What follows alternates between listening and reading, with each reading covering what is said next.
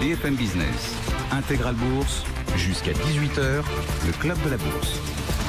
Deux invités avec nous jusqu'à 18h. Jacques Tébéka, à nos côtés ce soir, directeur de la gestion de Mansartis. Jacques, bonsoir. Bonsoir. Et Philippe Forny, directeur des gestions privées de BNP Paribas. Bonsoir Philippe. Bonsoir Grégoire. Messieurs, votre sentiment de marché depuis tout à l'heure, depuis quelques jours, on parle d'une rotation qui s'est installée sur les marchés. Alors rotation géographique, rotation sectorielle. Déjà, est-ce que vous constatez, est-ce que oui, on a raison de parler de rotation, et puis après on pourra se poser des questions sur l'ampleur ou la durée de vie qu'on peut accorder à cette rotation de marché. Mais ça part du constat déjà que les stars de la cote, alors aux États-Unis, les techs ou chez nous à Paris le luxe, sont un peu moins en vogue aujourd'hui. Philippe Forny. Oui, je crois qu'on prend un peu acte également des progressions de certains cours, déjà et d'une. On voit notamment tout ce qui s'est passé sur les technologiques. Alors il y a eu quelques mauvaises nouvelles quand même dans les annonces, mais on avait quand même une montée à la verticale des performances de ces titres. Donc il y a un moment, évidemment, dès qu'il y a une mauvaise nouvelle, c'est sanctionné fortement. Et puis je pense que globalement, le secteur était plutôt cher, donc les gens commencent à prendre quelques prudences par rapport à ce secteur. Après, on est dans une certaine forme de rotation. Alors après, effectivement, il faudra voir si elle dure longtemps. Mais des secteurs qui avaient été délaissés, un peu plus défensifs, comme vous l'avez mentionné, reviennent un peu au goût du jour. Alors, est-ce que c'est l'expression d'une forme de prudence des investisseurs pour la période d'été, notamment du mois d'août, dans un contexte qui est toujours un peu lourd, même si on a le sentiment quand même ces derniers jours que les choses se sont plutôt un peu calmées, mais il y a quand même toujours beaucoup de questions en l'air, questions autour des politiques monétaires, questions autour de la géopolitique, de la dimension commerciale, de la guerre d'échange. Donc tout ça, ça reste quand même dans l'actualité, et je pense que c'est le mélange de tout ça qui donne aujourd'hui un petit peu ce sentiment à la fois d'une rotation et en même temps d'un retour sur des secteurs qui sont peut-être un peu plus défensifs. Ouais, mais si on veut essayer de faire une lecture de cette rotation, vous dites il y a peut-être un doute dans le marché qui, je sais pas, un doute macroéconomique qui produit aussi cette rotation. Je pense qu'il y a des questions dans le marché, clairement. Ouais. Il y a des questions évidemment sur la croissance européenne. On voit quand même qu'elle a plutôt faibli. Donc il y a quand même quelques questions sur la politique monétaire qui sera associée à cette croissance. Et le positionnement de la Banque Centrale Européenne au moment même où l'inflation européenne passe au-dessus des 2%, quasiment. On a vu aujourd'hui. Voilà, ce qu'on a vu aujourd'hui. Donc ça repose des questions au niveau européen. Je pense qu'on a quitté un peu toute la dimension politique européenne, c'est-à-dire ce qui s'est passé en Italie. Ça reste un petit peu derrière nous, même si pour autant ça peut ressurgir à tout moment. Et puis je pense qu'il y a quand même une question toujours fondamentale autour de la dimension commerciale au niveau mondial. C'est vrai que ça s'est calmé depuis la rencontre Juncker-Trump, mais on s'est aperçu 2 jours après la rencontre que le discours était loin d'être clair entre les deux. Et donc, on a l'impression que c'est juste une accalmie, en tout cas une trêve. Peut-être que la trêve durera jusqu'à novembre, et si elle dure jusqu'à novembre, c'est une bonne nouvelle pour le marché. On se demande même s'il n'y a pas plus de désaccords après la rencontre Trump-Juncker qu'il y en avait avant. Peut-être. Ouais. On verra. Mais c'est vrai que ces questions-là sont un peu mises en suspens pour l'instant. Sur la rotation, Jacques, qu'est-ce que vous observez? Qu'est-ce que vous constatez? Quelles sont les réponses que ça peut apporter ou les questions que ça peut soulever? Alors déjà, effectivement, il y a quelques interrogations au sein du marché qui ont débuté il y a déjà quelques temps, et je reviendrai sur la nature de ces interrogations, et je suis en grande partie d'accord avec ce qui a été dit précédemment, mais je voudrais juste prendre un peu de recul par rapport à cette rotation qu'on observe. On peut l'illustrer au travers de la grosse prise de bénéfices sur le titre Facebook, qui a eu lieu il y a une petite dizaine de jours. Le titre, en ayant perdu 15%, un peu plus de 15% je crois dans la journée, n'est revenu que sur les cours du premier trimestre. Attends, mars-avril. Facebook ou Netflix? Facebook. Facebook. Alors Facebook la semaine dernière, c'est ça? Oui, c'est ça. Parce qu'il y a eu Netflix au début. Oui, la semaine dernière, pardon. Pas il y a 10 jours, c'était la semaine dernière. Je voulais pas qu'on confonde avec Netflix. Donc on parle bien de Facebook. Moins 20%. Moins 17, je crois. Ouais. Ça fait plus de 20% de baisse maintenant, parce que ça a baissé encore. Ça a continué à baisser derrière. 3 jours, ça a baissé de plus de 20%. Mais on est revenu en fait sur les cours de mars-avril, à peu près fin mars, début avril. C'est vrai. Donc oui, il y a des ruptures par rapport à des tendances qui étaient assez longues précédemment, mais quand on les regarde en termes de recul sur les cours précédents, on revient quelques mois en arrière après une accélération qu'on a eue ces derniers mois.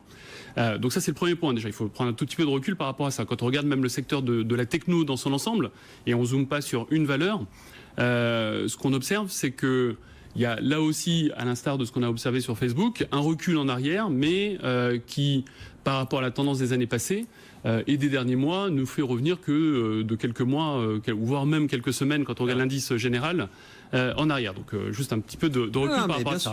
Donc il y a des tendances qui sont installées dans le marché, et ce qu'on peut au mieux dire, c'est qu'il y a un arrêt de ces tendances voire dans certains cas un recul, mais qui est modéré par rapport au passé. Après, ce que je crois, c'est que derrière ces tendances, il y a des interrogations et des changements de paradigme dans le marché. Moi, je crois que le premier point important, c'est les banques centrales, qui sont, on vient d'une période longue, très longue, qui a débuté post-2008, où les banquiers centraux ont maintenu des taux bas, ont mis en place des quantitative easing, pour la plupart d'ailleurs des principales, ont mis en place un échange avec les investisseurs pour dire on va maintenir durablement le forward guidance, durablement ces politiques, et on voit une rupture sur cette partie-là. Donc d'abord avec la Fed, la Banque centrale américaine qui est rentrée depuis 2015 dans un resserrement monétaire progressif, et il y a une poursuite, et on en parlera probablement un peu plus tard.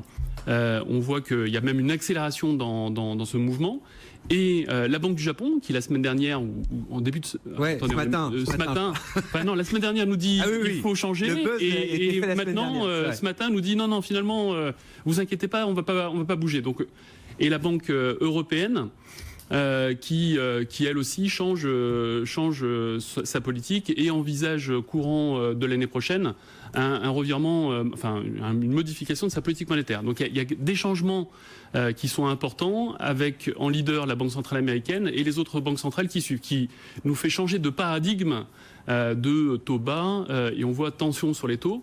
Là aussi, c'est un changement de tendance, une rotation importante, changement sur la partie obligataire, mais également sur la partie action.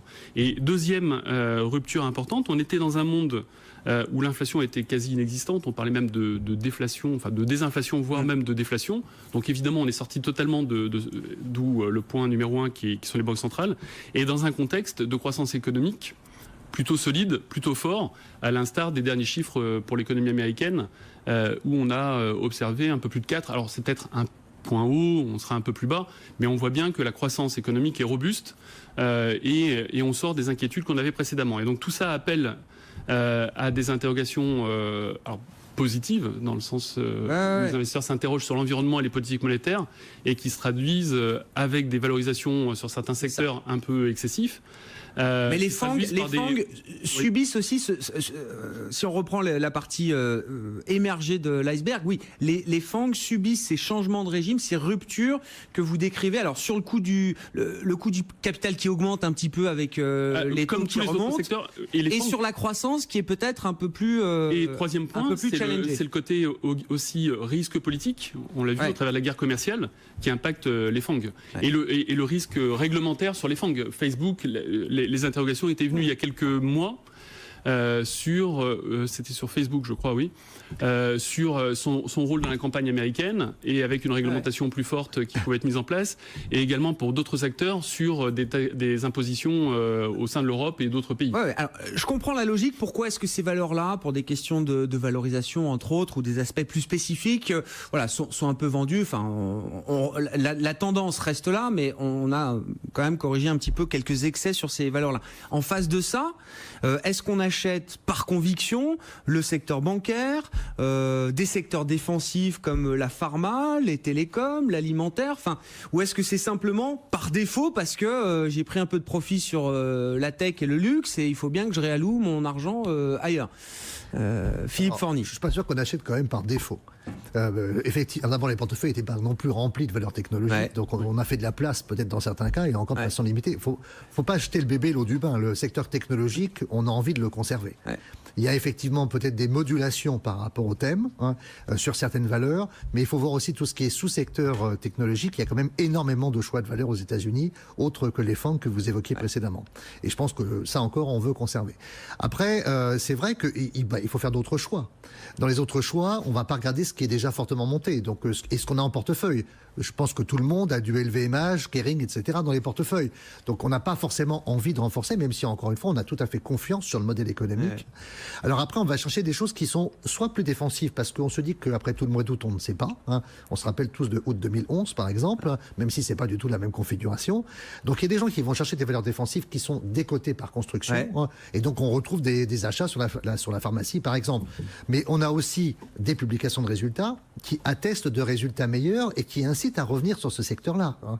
Je comprends. C'est ça également. Bien sûr. On revient quelque part parce qu'on quitte l'univers, comme l'évoquait Jacques, parce qu'on quitte quitte l'univers, je dirais, des politiques monétaires et de ce que faisaient les banquiers centraux, aujourd'hui, on revient aux fondamentaux. Et quand on revient aux fondamentaux, on revient évidemment à l'analyse des résultats. Et honnêtement, les publications qu'on a aux États-Unis, hormis quelques exemples qu'on vient de citer, et en Europe jusqu'à aujourd'hui, sont quand même de très belles publications, qui attestent quand même d'une croissance au niveau national et au niveau international qui reste soutenu. Alors on a évidemment des doutes qui apparaissent de droite, de gauche, mais globalement, on reste quand même fondamentalement favorable au marché d'action. Ouais, je comprends. Ce qui me marque, Philippe, dans la rotation, c'est que alors vous insistez beaucoup sur le côté défensif, les secteurs défensifs qui reviennent, mais moi je vois, on achète les banques et les télécoms. On rachète l'automobile et la pharma. Est-ce que je veux dire, on n'a pas que des défensifs quand même dans ces secteurs qui reviennent un petit peu. On parle de quelques jours, quelques semaines. C'est pas. Je pense qu'il faut rester prudent. Il faut rester prudent sur la rotation qu'on évoque. Et quand on rachète dans des secteurs, on rachète pas tout le secteur. Clairement, quand on parle de l'automobile, c'est vrai qu'on a été subjugué par Peugeot. Et ce qui s'est passé moins par Valeo, beaucoup moins par Valeo. Ouais. Donc il y a quand même toujours une idée de construction de portefeuille. Et ça, c'est l'idée forte à partir de données fondamentales réelles. Donc on est revenu au-delà du mythe de ce que pouvait faire l'argent facile des banques centrales, etc. On a tous compris que c'était la fin de l'argent facile, progressivement. Et donc, quelque part, on revient vraiment aux fondamentaux. Et je pense que ça explique une partie des choix. Avant de marquer une pause, Jacques, mais dans cette rotation, ok, donc les technos, le luxe, voilà, mis un peu de côté pour l'instant. Mais en face de ça, qu'on ait les banques et les télécoms, l'auto et la pharma, est-ce qu'il y a de la contradiction ou pas du tout? Est-ce qu'on trouve des raisons, du rationnel derrière ces thèmes qui peuvent paraître différents? Alors, si on doit trouver un rationnel, effectivement, c'est les annonces micro. Enfin, donc, qui est en toile de fond, la macro qui se porte bien. Enfin, les deux sont les mêmes. C'est le yin et le yang de la croissance. Et donc, effectivement, dès que les annonces de résultats sont assez positifs ou au-dessus des attentes, derrière, il y a une appréciation de la valeur et qui peut, dans certains cas, tirer le secteur.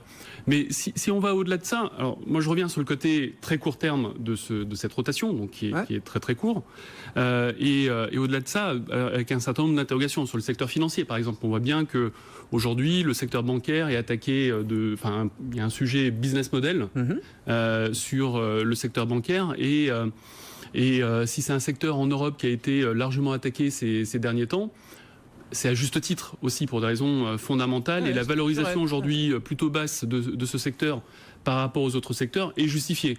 Donc dans les tendances longues auxquelles on a assisté ces dernières années avec l'émergence des valeurs technologiques et autres, il y a aussi du rationnel.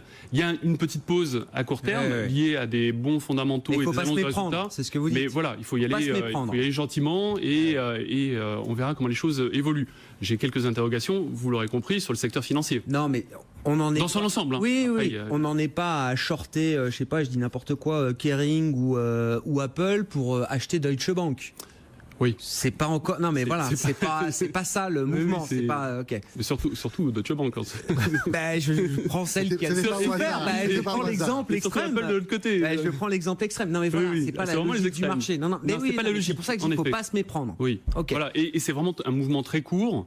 Et voilà, il faut y aller gentiment. Oui, non, parce que je présente les choses de manière un peu caricaturale justement, mais pour forcer la discussion. Mais vous êtes d'accord avec ça, Philippe? On jette pas le bébé avec l'eau du bain pour se jeter sur ce qui a le moins bien marché. Alors, il y a aussi des raisons pour lesquelles certains titres ne font rien en bourse. Ceci dit, Grégoire, pour apporter un peu au moulin des banques, c'est vrai que si on pense que les taux longs peuvent commencer à remonter, on va avoir une pontification de la courbe obligataire, et c'est vrai que c'est beaucoup plus favorable au marché des banques. C'est ce qu'on dit à chaque fois. Jusqu'à présent, on n'a pas vraiment eu cette pontification. Peut-être que le mouvement qu'on croit détecter depuis quelques jours sur les taux obligataires européens notamment va dans ce sens-là, on verra. En 2 semaines, on est passé de 30 à 45 points de base sur le 10 ans allemand et ça colle parfaitement avec la remontée d'un titre comme Deutsche Bank par exemple. Non mais enfin, du secteur bancaire dans son ensemble. Mais il y a une corrélation très forte entre le 10 ans allemand et le cours de Deutsche Bank. C'est très très clair. On marque une pause, on se retrouve dans un instant avec nos invités du Club de la Bourse. BFM Business, Intégral Bourse, jusqu'à 18h, le Club de la Bourse.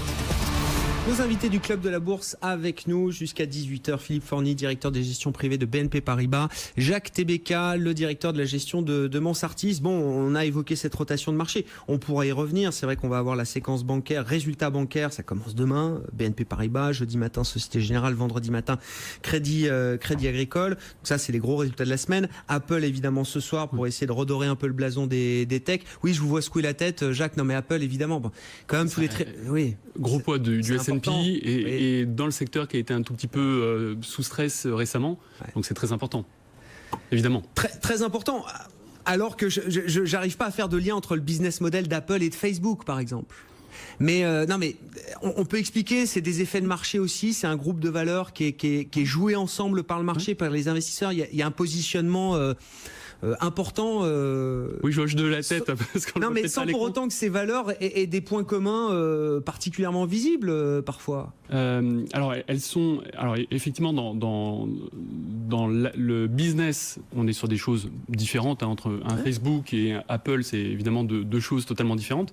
Mais pour les investisseurs, elles sont gérées de la même manière, pris comme un bloc, avec même des acronymes type les FANG et autres qui sont repris et qui montrent bien que les investisseurs regroupent l'ensemble de ces valeurs, qui se traduit par une corrélation entre ces titres forte.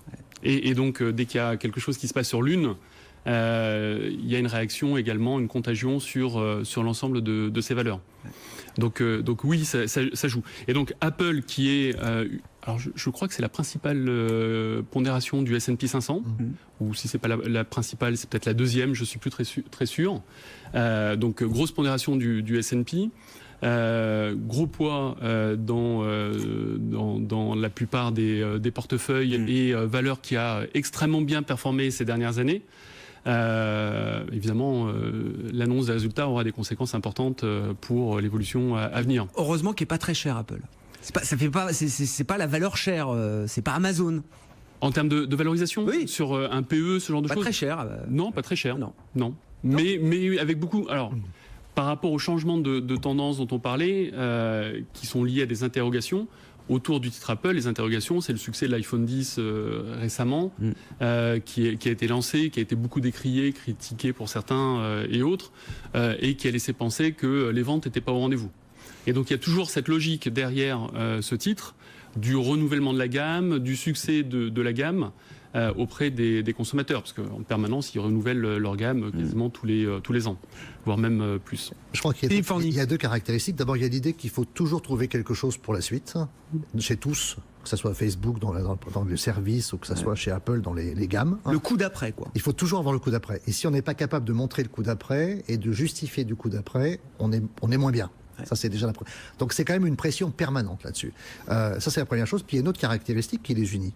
C'est le rachat d'actions. C'est quand on regarde les rachats d'actions, on a racheté 400 milliards de dollars d'actions aux États-Unis. L'année dernière, on en a racheté 127 milliards. Donc on voit quand même la différence, elle est énorme. Alors évidemment, elle est principalement due à la réforme fiscale qui a dopé la possibilité de le faire. Mais quand on regarde qui a participé, à 40%, ce sont ces fameux FANG qui ont participé en très grande partie à ces rachats d'actions. Le rachat d'actions, pour que les auditeurs comprennent bien, ça consiste effectivement à faire diminuer le nombre d'actions en circulation. Donc pour un même actif, quelque part, à faire monter le cours de bourse. Et c'est ça qui s'est passé quand même aussi. Je pense qu'il ne faut pas oublier tous ces petits détails qui agrémentent la vie commune des FANG. Oui, il y a les fondamentaux évidemment, c'est des valeurs qui sortent de la croissance récurrente, qui tiennent des marges aussi à des niveaux élevés de manière récurrente. Mais l'aspect technique et flux, effet de flux est quand même très très important aussi dans le soutien à ces valeurs. Absolument. Ce que vous dites. Bon. Il faudrait. Non, mais est-ce que le marché va faire un peu de différence aussi? Moi, c'est ma question. Est-ce que ce groupe va exploser? Je sais pas. On a fait exploser l'acronyme des BRICS, par exemple. Plus personne aujourd'hui. Enfin, je sais pas. Fait call en même temps sur le Brésil et sur l'Afrique du Sud. Ça gagnait moins d'argent quand même, les BRICS. Ouais, ça gagnait moins d'argent, mais c'était quand même à un moment le marketing financier, le marketing de Wall Street, de Goldman Sachs en l'occurrence, avait quand même créé un objet d'investissement financier, quoi. Oui. Est-ce qu'on en est là avec les FANG? Est-ce que ça peut voler en éclats? Est-ce qu'on peut très bien avoir, un Facebook qui devient dead money et un Amazon qui continue à surperformer? Il y a quand même une illustration sur une grosse valeur qui est Netflix quand même. Netflix, c'est quand même pas très évident aujourd'hui. Ça a été très très cher, ça ne délivre pas vraiment ce qu'on attend. Pour autant, personne ne voit la mort de Netflix immédiatement. Mais quand même, ça interpelle. Il y a un doute. Le doute s'est instillé. Bien sûr, je reviens sur un point, sur le rachat d'actions. Déjà, c'est le premier point, effectivement, qui a été utilisé cette année au travers de la baisse d'impôts, mais qui est historiquement mis en place aux États-Unis pour des questions fiscales. Donc, en fait, une entreprise, pour rémunérer ses actionnaires, peut le faire soit sous forme de dividendes, soit sous forme de rachat d'actions. Et aux États-Unis, il se trouve que fiscalement, c'est plus intéressant de le faire sous forme de rachat d'actions. Donc les entreprises l'ont utilisé, alors massivement, c'est peut-être un peu excessif, mais de manière très importante aux États-Unis. Ce qui se traduit d'ailleurs quand on regarde les fondamentaux du marché américain versus les autres marchés, par ce qu'on appelle un rendement dividende. Donc le dividende rapporté au cours de l'action, plus faible aux États-Unis, parce qu'il faut réintégrer donc cet aspect rachat d'actions, mais qui est historique sur le marché américain. Et puis deuxième point sur l'explosion potentielle des FANG. De l'acronyme, hein, j'entends, c'est ça. Oui, l'explosion des FANG. Donc il y a un côté marketing, évidemment, voilà. Comme derrière les BRICS, enfin tous les acronymes qu'on peut trouver, qui se traduit. Mais quand je vois les dizaines d'ETF qui sont créés sur l'acronyme des FANG. Bah, c'est quand même il y a une réalité de produits financiers derrière. C'est pas c'est plus juste du marketing. Je vais dissocier deux choses. Il y a la partie financière, et donc là, compliqué, effectivement, ça peut passer de mode et autres. Et puis il y a la réalité économique. Aujourd'hui, c'est des entreprises qui sont quasiment en situation, d'ailleurs, enfin, qui sont en quasi-situation de monopole. Je marque un peu le trait. Hein. Oui, c'est pas le cas, hein, avec des barrières à l'entrée très fortes de par leur taille et leur caractère international, qui fait que le caractère économique, Apple continuera à exister quoi qu'il arrive. Alors peut-être que l'effet de mode après, autour de l'attrait financier en bourse, donc de ces titres, s'estompera avec le temps. On ira chercher d'autres, comme on a connu, hein, d'autres effets de mode. Hein, les technos à la fin des années 90. Enfin, malheureusement, la liste est assez longue. Même qu'aujourd'hui. Oui, non, mais, voilà, mais la liste est assez longue. Oui. Mais voilà, moi je veux dissocier deux choses. Il y a une réalité économique avec un vrai business model, des sociétés dans l'ensemble qui gagnent de l'argent et qui sont disruptives dans l'organisation, dans la production de leur marché et l'organisation de leur marché, et donc avec des barrières à l'entrée très fortes qui rend la concurrence difficile. Et la partie financière, l'effet de mode financier qui effectivement peut-être passera un moment. C'est pas le cas aujourd'hui. C'est pas dans 3 mois, je serais très surpris que l'effet FANG, l'effet marketing des FANG par exemple disparaisse. Ouais.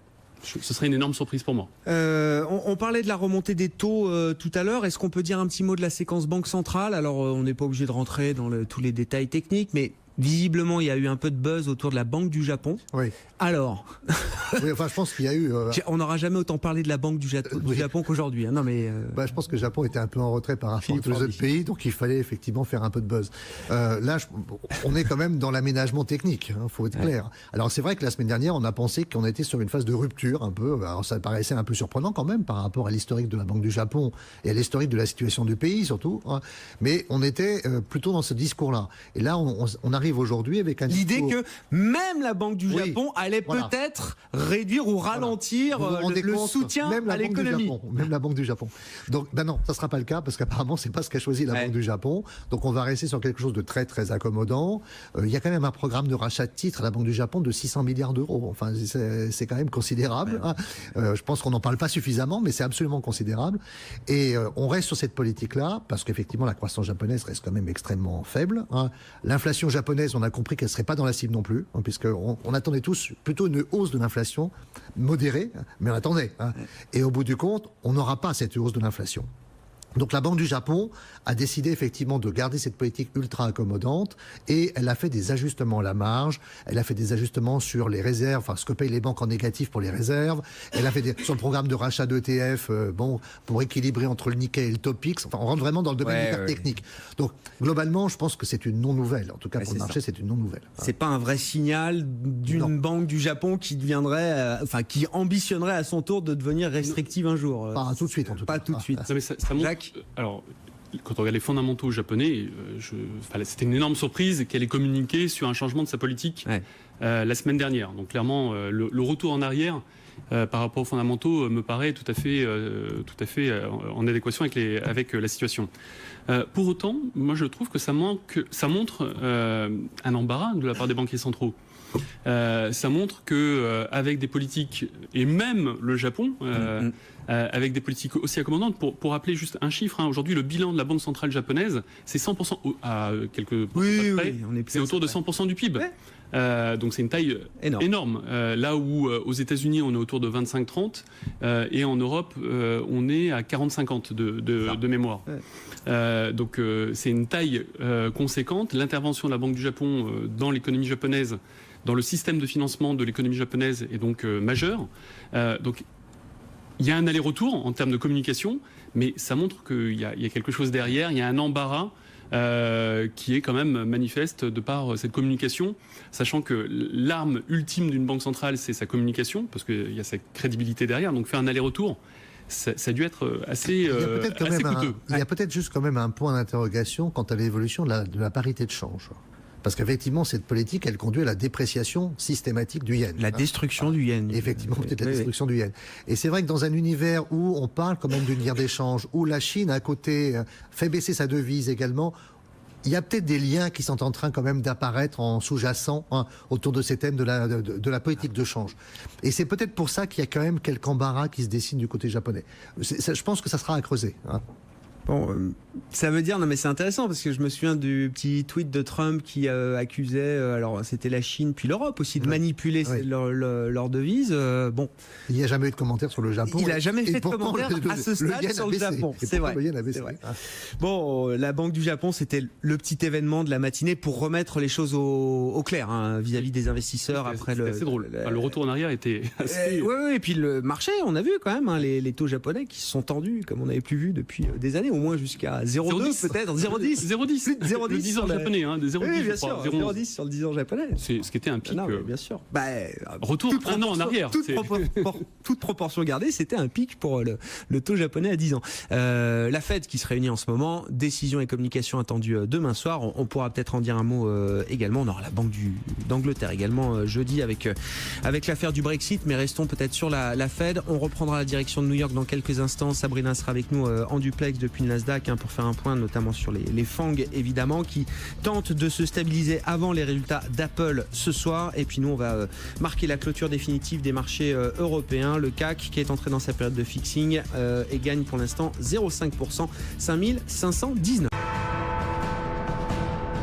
Fin de séance sur les marchés européens, une séance qui se termine bien un peu à l'instar de ce qu'on a vécu sur l'ensemble du mois de juillet, c'est-à-dire de manière positive, un mois de reprise pour les actions européennes avec un Nasdaq qui sous-performe un petit peu. Alors aujourd'hui on essaye de se stabiliser, mais intéressant de voir les tendances de ce mois de juillet. On fait le point, nos invités en plateau bien sûr, et Mathieu Serron qui est avec nous en duplex chez Perceval Finance Conseil. Mathieu, pour évoquer la clôture et puis quand même ce mois de juillet, les tendances et les perspectives que ça peut ouvrir. Vous nous le disiez tout à l'heure, Mathieu, à 15h30. Les choses sont plutôt bien en place. On ne parle pas d'une explosion à la hausse du marché, mais bon, tout va plutôt dans le bon sens, lentement mais sûrement. Tout à fait. On assiste à une sorte de pick and go sur le marché, pour faire une métaphore avec le rugby, où on fait des nouveaux plus hauts. Donc là, on a tout à l'heure fait un plus haut par rapport à vendredi dernier. On n'est pas allé bien loin non plus. On a fait 10-15 points de plus. Le marché revient un petit peu en arrière. Donc on voit que tout cela reste laborieux. Est-ce que l'essai va être marqué? C'est-à-dire, est-ce que la zone des 5550 va être atteinte? Moi, je pense toujours que oui. Je pense que les conditions sont réunies pour qu'on y aille. Après, il faudra voir si les conditions techniques sont suffisantes pour que le marché continue sa progression. Puisqu'il faut bien avoir conscience que ce sont uniquement elles qui font bouger les marchés en ce moment, avec des contre-pieds, avec des arbitrage suite à des résultats d'entreprise.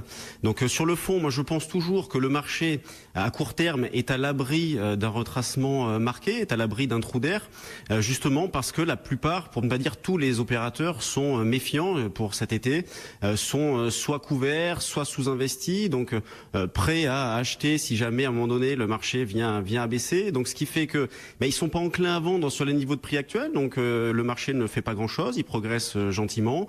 On a des bancaires qui se comportent plutôt pas mal avec les résultats qui vont arriver d'ici la fin de semaine. Là, au niveau du volume, alors avant fixing, on a 2,2 milliards, mais on devrait arriver autour de 3 milliards, 3,5 milliards. C'est moyen. En même temps, c'est normal vu la période. On rentre dans le dur de l'été. On a une volatilité implicite qui est basse. Donc, j'en parle parce que c'est un bon témoin, justement, de ce que ressentent et de ce que pensent les opérateurs. Donc, une volatilité implicite de 10 signifie que personne s'attend vraiment à grand chose parce que si jamais la plupart étaient inquiets, ils achèteraient des couvertures d'ouverture, donc ce qui fait que la volatilité augmenterait. Donc on peut toujours prendre des petits paris directionnels en s'appuyant sur les options, donc en achetant. On peut combiner des stratégies options et futures en travaillant notamment en synthétique. Donc voilà, le marché reste pas mal. Moi j'ai toujours les 5550 en ligne de mire. Je continue d'acheter sur des retracements à très très court terme. On aurait une première alerte sous la zone des 5465-70. À plus long terme, ça serait plutôt 5320 qu'il ne faudrait pas casser. Et sinon, j'essaierai de remonter ce niveau-là dans les jours à venir, mais pour l'instant, je ne le peux pas. Très clair, Mathieu, merci beaucoup, merci d'avoir été avec nous pour la clôture. Mathieu Serron chez Perceval Finance Conseil.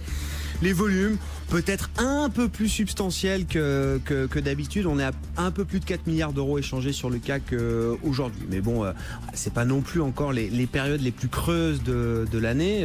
Peut-être dans les prochains jours avec le mois d'août qui se profile. Il y avait peut-être encore un peu de volume aussi à l'occasion de la saison de publication de résultats qui se poursuit. Ça peut créer quand même du volume sur des titres spécifiques, des intérêts ciblés autour de quelques valeurs. On pourra dire un mot peut-être de Vivendi dans un instant avec cette nouvelle stratégie qui semble séduire le marché. On verra ce qu'il y a de convaincant là-dedans.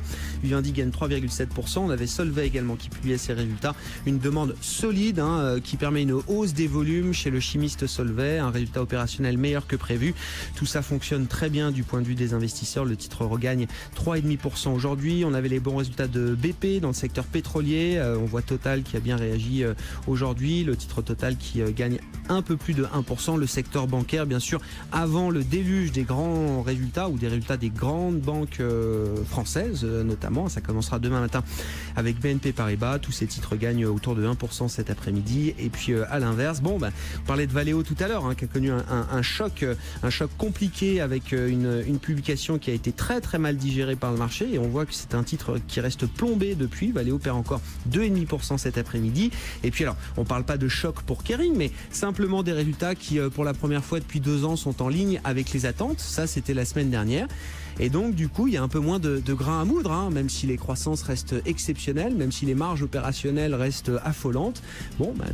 Beaucoup a déjà été joué à travers le parcours du titre Kering. Donc, il y a un peu moins d'intérêt désormais pour ce titre. Kering qui cède encore 1,6%. On voyait le secteur de l'aéronautique également, qui fait partie là aussi des moteurs de performance inoxydables qui ont accompagné le marché européen, le marché parisien notamment. Safran et Airbus, par exemple, sont en baisse de 1% cet après-midi. Le CAC à l'arrivée, plus 0,37%, 5511 points.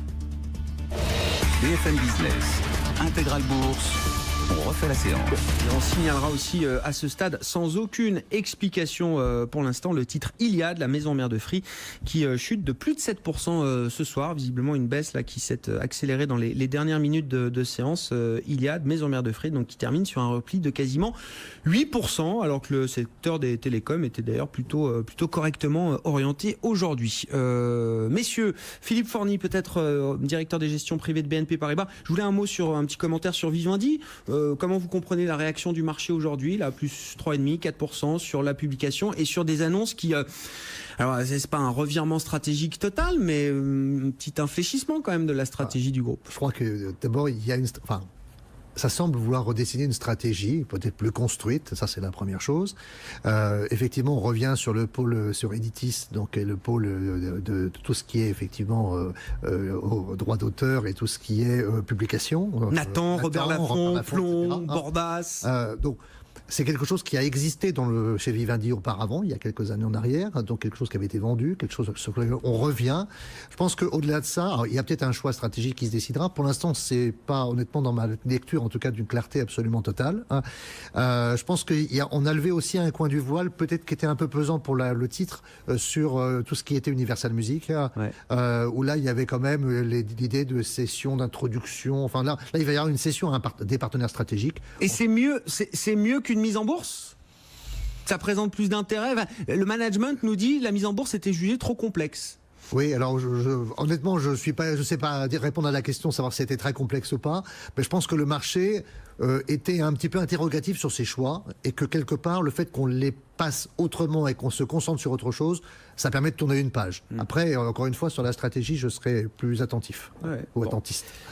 Il y a, on le disait tout à l'heure, mais je sais pas, l'idée de céder 50% d'Universal Music Group. Alors, j'ai toujours un problème avec la valorisation du UMG, parce que je vois toujours des valorisations, ça va de 15 à 40 milliards. Hein. Enfin, voilà. Il y a quelques mois, des brokers qui estimaient à 40 milliards.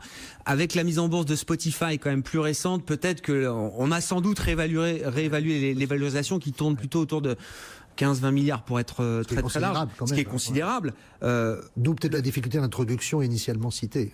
Possible. Mais derrière, si on cède 50% du capital, ça veut dire beaucoup de cash. Et beaucoup de cash, quand on est Vincent Bolloré, ça veut dire que c'est du dividende exceptionnel, c'est du rachat d'actions. Ou alors d'autres stratégies qui vont être annoncées dans la foulée, mais pour l'instant, c'est un peu tôt, je pense, pour le dire. Voilà.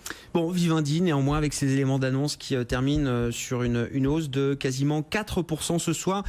Juste un mot aussi de l'actualité macroéconomique du jour. On n'a pas eu le temps de citer encore les chiffres de croissance de la zone euro. On avait la première lecture du PIB zone euro ce matin, alors qu'il ressort à plus 0,3%, et puis un peu plus d'inflation aussi, une inflation à un peu plus de 2%.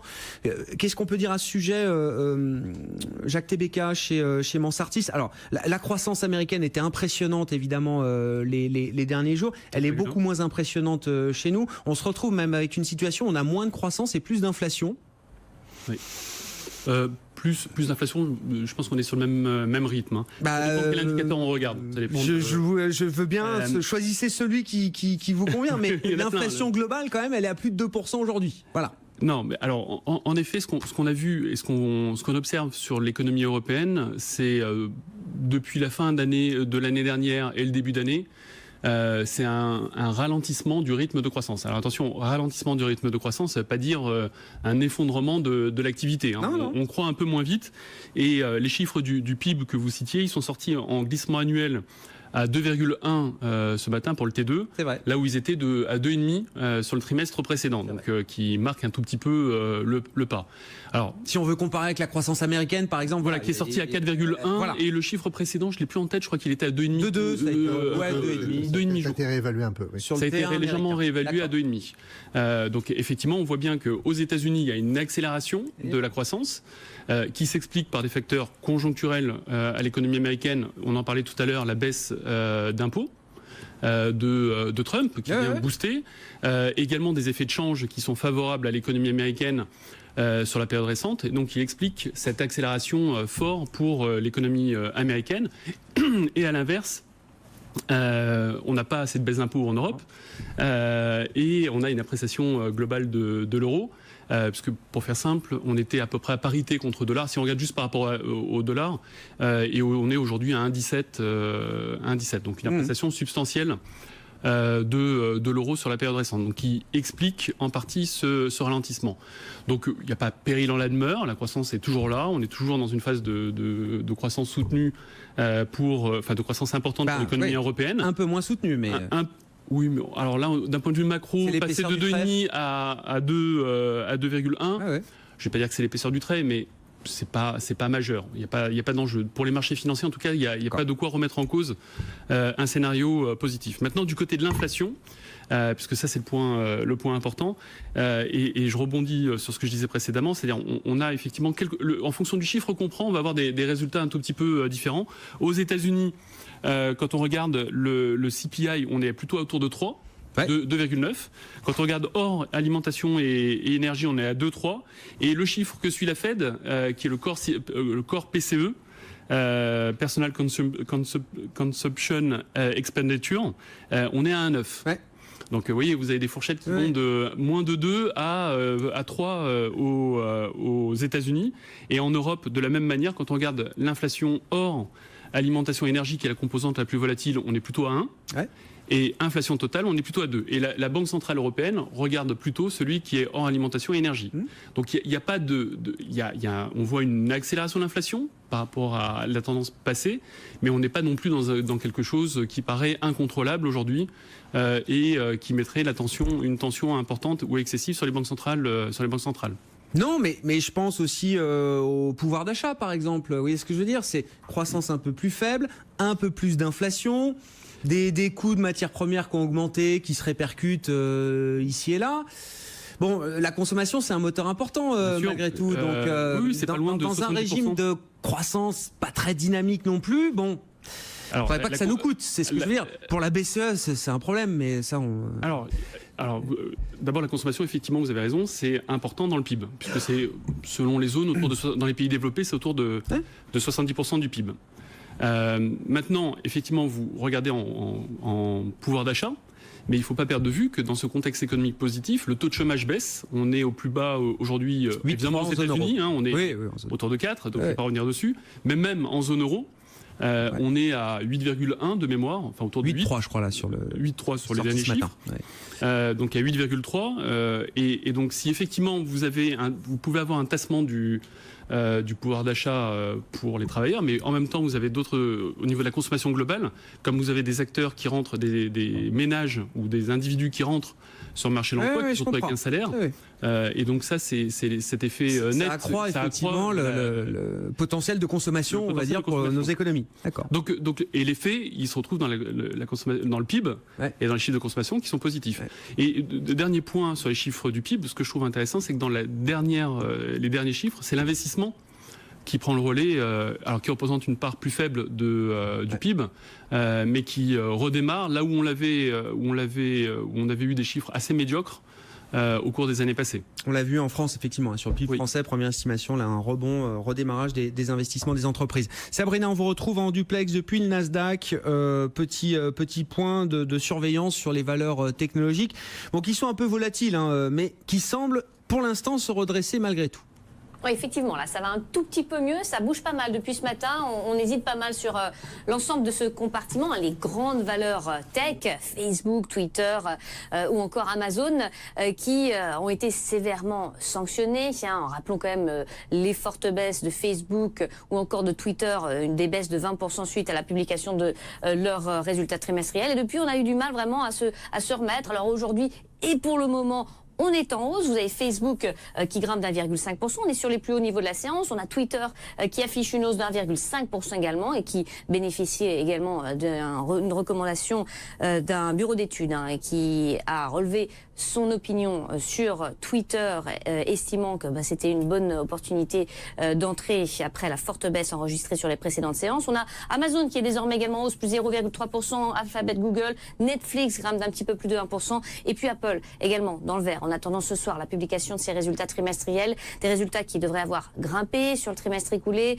tant du côté du BPA que du chiffre d'affaires, mais les opérateurs sont surtout attentifs aux projections, aux attentes, aux objectifs d'Apple sur la deuxième partie de l'année. En attendant tout cela, donc, on est encore une fois sur une note positive pour le moment à la mi-séance, dans une séance qui est marquée également par quelques résultats. La réunion de la Réserve fédérale également, bien sûr, confiance des consommateurs qui est ressortie au-dessus des attentes, proche d'un plus haut de 18 ans. On a les dépenses et revenus des ménages américains, les S&P Case-Shiller dans le secteur de l'immobilier, avec des chiffres qui sont sortis en hausse, des résultats d'entreprise dans des secteurs un petit peu plus traditionnels, avec Pfizer dans la pharma, des chiffres supérieurs aux attentes, et Pfizer qui affiche la plus forte progression de l'indice Dow Jones ce matin, avec un gain de 3%, 39,75 $. On a Procter & Gamble qui est également en hausse suite à la publication de ses résultats trimestriels, pourtant mitigé. Et puis si on regarde bien sûr la configuration de l'indice Dow Jones, Pfizer donc plus forte hausse, on a Caterpillar et Boeing parmi les plus fortes progressions du jour suite à ces informations de l'agence Bloomberg selon lesquelles la Chine et les États-Unis seraient prêts à relancer les discussions concernant les échanges commerciaux. Voilà donc pour cette tendance sur ces marchés américains. La hausse l'emporte avec un compartiment tech qui va donc mieux pour le moment. Le Nasdaq plus 0,7%, Grégoire, à 7686 points. Merci beaucoup Sabrina. Bonne fin de séance à vous. On surveille la tech jusqu'à ce soir et même après la clôture, bien sûr, puisque c'est Apple qui donnera le ton. Alors de cette séance, non, elle sera passée, mais qui va donner quand même le ton de la séance de demain. Les résultats d'Apple à suivre après la clôture américaine. Les marchés US bien orientés pour l'instant. Le CAC ce soir en clôture, je vous rappelle, plus 0,37%, 5511 points. On marque une pause. On se retrouve dans un instant pour quelques minutes encore avec nos invités du Club de la Bourse. BFM Business, Intégral Bourse, jusqu'à 18h, le Club de la Bourse. Nos invités en plateau, Jacques Tébéka, directeur de la gestion de Mansartis et c'est Philippe Forny. Oui, Philippe Forny, pardon, je cherche mes feuilles. Philippe Forny, directeur de gestion privée de BNP Paribas. J'ai même plus besoin de mes feuilles pour vous présenter, messieurs. Oui, il nous restait à dire un mot de la Fed quand même. Dans quelle ambiance est-ce que la Fed se réunit? Alors l'ambiance économique, on l'a compris, on en parlait avec vous juste avant la pause, Jacques, mais aussi l'ambiance politique. Vous voyez ce que je veux dire? Il y a du Trump, la guerre commerciale, tous ces aspects-là. Est-ce que ça peut influencer les discussions? Je pense que la vie de Jérôme Powell ne doit pas être simple tous les jours, quand même. Parce qu'il a quand même une direction qui a été donnée par son prédécesseur. On a compris qu'il s'inscrivait un peu dans cette trace. On a compris que ça déplaisait quand même assez sensiblement au président des États-Unis, donc au président Trump. Il l'a manifesté à plusieurs reprises.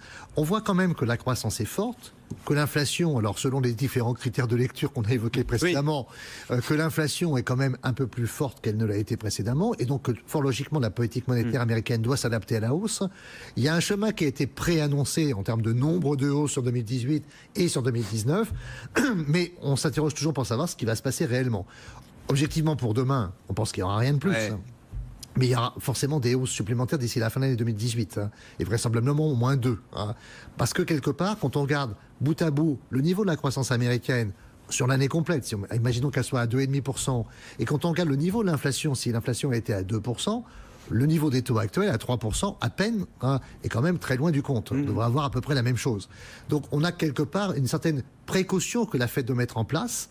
Et je pense que c'est ce qu'elle essaie de faire dans un contexte quand même difficile sur ce qui se passe autour du dollar et la guerre potentielle d'échange, les déclarations fracassantes du président. Je pense que sa vie ne doit pas être facile tous les jours. Non, mais c'est très compliqué parce qu'on le voit même du point de vue du marché. Autant sur 2018, on a l'impression que l'affaire est pliée. Oui, il y a 2 hausses de taux prévues, programmées. Bon, sauf accident ou choc majeur, elles y seront à la fin de l'année. Non, mais c'est sur 2019. Le marché a beaucoup de mal à se projeter sur 2019 et à projeter des hausses de taux supplémentaires au-delà des 2 encore prévues en fin d'année. Parce que, en fait, c'est pour terminer là-dessus. Bien sûr, sur 2019, le marché anticipe une décélération de l'activité aux États-Unis. Et donc, avoir des hausses de taux dans un contexte où l'économie faiblirait, alors on ne sait pas la portée de l'affaiblissement, évidemment, mais je pense que c'est ça la vraie question du marché. Parce qu'on a tous en tête qu'aujourd'hui, cette économie américaine, elle est dopée par la réforme fiscale en grande partie, et que les chiffres qu'on commente aujourd'hui, le 4,1%, c'est le résultat de cette réforme fiscale. Donc, pour toutes ces raisons, on a un problème d'agencement du calendrier. C'est très clair. Et c'est ça qui perturbe le marché.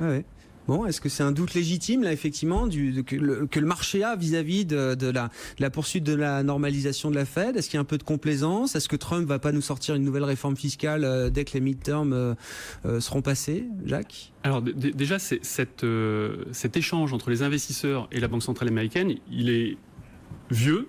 Puisque pour mémoire, la Fed a commencé à publier les dots, en fait, ces anticipations d'évolution de politique monétaire, de chaque membre du FOMC, et dont on peut tracer une moyenne pour voir l'évolution moyenne attendue par la Banque centrale américaine. Et ce qui est très étonnant, en fait, si on fait un petit peu de recul, si on prend un peu de recul par rapport à ça, c'est que le marché n'a jamais cru à ce qu'a dit la Fed. Et la Fed, finalement, donc en fait, pour revenir, les marchés ont toujours dit que la Fed montrait moins vite ses taux. La Fed a toujours dit qu'elle irait plus vite. Et en fait, le marché, les investisseurs, ont toujours eu raison par rapport à la Fed. Donc les hausses de taux ont été moins importantes que ce qu'annonçait la Fed. Et en fait, au cours de l'année 2019, c'est la première année depuis 5-6 ans, depuis qu'on a le début des dots, où il y a convergence entre ce que disent les investisseurs et ce que dit le marché. Donc c'est déjà, il y a convergence. Ce que disent les investisseurs et la Fed. Et la Fed, pardon. Ça. Et la Fed. La Fed dit les taux seront autour de un peu au-dessus de 3, et le marché, les investisseurs, au travers des futurs, dit OK, on est d'accord là-dessus. Par contre, il y a divergence au-delà. Parce que, en effet, et ça, le reflet de ce point, c'est l'aplatissement de la courbe aux États-Unis, c'est-à-dire l'écart entre le 10 ans et le 2 ans aux États-Unis sur les emprunts d'État n'a cessé de se réduire. On est quasiment aujourd'hui revenu à peu près au même niveau, à 30 BP, je crois, de mémoire, ce qui est un niveau historiquement bas. Et donc, en fait, ce que dit le marché, c'est les investisseurs, c'est la Fed va monter ses taux, comme elle le dit. Là, ça y est, parce que les chiffres, effectivement, comme on l'a rappelé, sont très bons. Mais derrière, ça va effectivement provoquer un ralentissement. Et aller au-delà, comme le prévoit la Fed sur l'année 2020, ne se fera pas. Et il y a à nouveau divergence. Donc, en effet, c'est intéressant. Et ça rejoint les changements de paradigme dont je parlais tout à l'heure, où jusqu'à présent, il y avait une lecture de la part des investisseurs sur l'action des banques centrales qui était assez clair, Et là, il y a à nouveau divergence. C'est un doute légitime à ce stade du cycle, parce que alors après le problème c'est que la fin de cycle aux États-Unis, ça fait des années qu'on en parle et des années que ceux qui ont voulu jouer la fin de cycle aux États-Unis se sont cassés les dents. Sauf qu'à un moment, ça finira par arriver. Donc, on a eu tort une fois, 2 fois, 3 fois. À un moment, on peut aussi avoir moins tort. Alors, je pense sur cette partie-là, ce qu'il faut regarder, c'est le niveau des taux. Et la différence entre aujourd'hui ou dans un an et il y a 2-3 ans, c'est que la Fed aura monté ses taux. Oui. Donc cette fois, aujourd'hui, on a derrière nous cette hausse de taux. Et donc si on se projette sur fin 2019 ou fin 2020, on sera une petite dizaine, selon le consensus, peu importe, on sera une petite dizaine de hausses de taux. Et derrière, il y a tout le débat sur le niveau de la croissance potentielle aux États-Unis. Et derrière le niveau de la croissance potentielle, il y a le niveau des taux d'équilibre. Et pour beaucoup d'économistes, on n'est pas loin de ces niveaux-là. Donc si la Fed va au-delà, elle prend le risque d'augmenter, elle prend le risque de conduire l'économie américaine en récession. On n'a pas parlé du commerce mondial. On a très peu parlé de Trump aussi, Philippe Forny. C'est étonnant. Je ne sais pas, non, mais il est moins dans l'équation là aujourd'hui, il est un peu moins dans le... Je pense qu'il est toujours très présent dans l'équation. Simplement, on a quand même l'impression qu'il a un peu décontracté l'atmosphère. Alors, on se trompe peut-être parce qu'il est assez fantasque, mais globalement, ce qui s'est passé récemment avec Juncker ou avec d'autres, et même aujourd'hui la proposition de discussion avec les dirigeants iraniens, c'est quand même effectivement un peu... On gonfle le ballon et on donne le petit coup d'épingle pour faire exploser le ballon derrière. C'est quand même très surprenant comme démarche. Je pense que ça interrogera toujours les marchés, mais peut-être moins en ce moment. Bon, ben voilà, les FANG qui inquiètent, Trump qui rassure, c'est le nouveau monde. Non, mais c'est ce qu'on disait la semaine dernière avec le crash de Facebook, c'est le nouvel ordre mondial sur les marchés. Aujourd'hui, pour l'instant, ça dure depuis quelques jours, on verra combien de temps ça perdure. Le CAC à l'arrivée ce soir, plus 0,37%, clôture définitive, 5511 points. Merci beaucoup messieurs, Philippe Forny, les gestions privées de BNP Paribas et Jacques Tebeka, la gestion de Mansartis. Bientôt 18h, très bon début de soirée, on se retrouve demain dès 15h30 pour la suite d'Intégral Bourse.